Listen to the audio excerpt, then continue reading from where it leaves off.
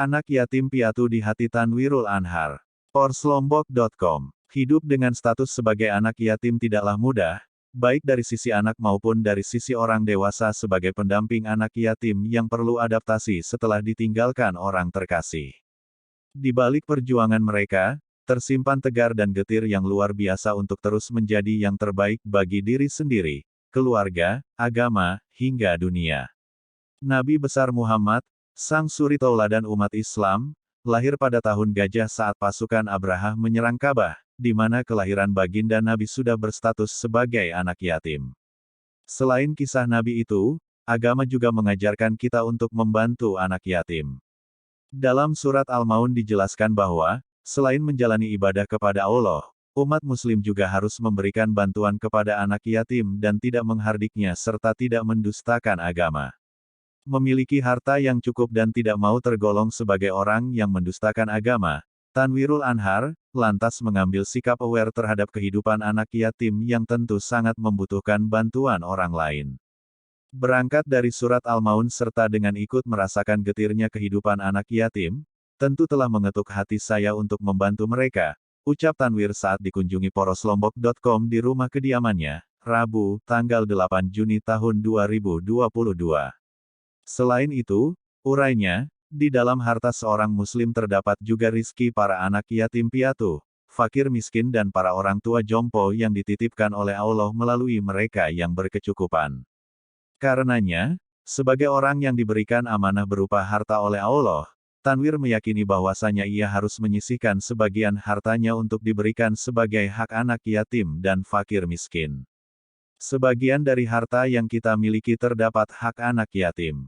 Maka kita tidak boleh kikir terhadap mereka, jelas politisi Partai Bulan Bintang yang akan mencalonkan diri sebagai calon Bupati Lombok Timur tahun 2024 sampai tahun 2029 mendatang. Sekedar diketahui, pemberian santunan dari Tanwir kepada anak yatim pada bulan Ramadan kemarin menyasar kurang lebih 200 desa di seluruh kecamatan di Lombok Timur, di mana besarannya sesuai data anak yatim yang ada di masing-masing desa. Disinggung soal niatannya untuk mencalonkan diri sebagai bupati pada pilkada mendatang, Tanwir menegaskan jika dirinya siap lahir batin semata-mata untuk pengabdian yang lebih luas kepada masyarakat. Lalu seperti apakah sosok seorang Tanwir dan seberapa berkesankah perlakuan Tanwir di mata keluarga para anak yatim? Berikut Porslombok.com merangkum beberapa pendapat dan kesan dari keluarga maupun pengasuh anak yatim yang sempat ditemui. Zainuddin Zaini, salah seorang keluarga anak yatim dari desa Rensing Induk saat dikonfirmasi di kediamannya mengungkapkan kekagumannya atas sikap mulia seorang Tanwir terhadap anak yatim. Dirinya mengakui jika selama ini tidak pernah menemukan orang seperti Tanwir. Betapa tidak, tutur dia, seorang Tanwir selalu menyisihkan sebagian besar gajinya sebagai dewan untuk diberikan kepada anak yatim. Tidak sekali dua kali ya, tapi sudah sangat sering dia datang ke sini untuk memberikan santunan kepada anak yatim. Bahkan gajinya itu tetap dia berikan kepada anak yatim di sini, tutur Zainuddin Zaini.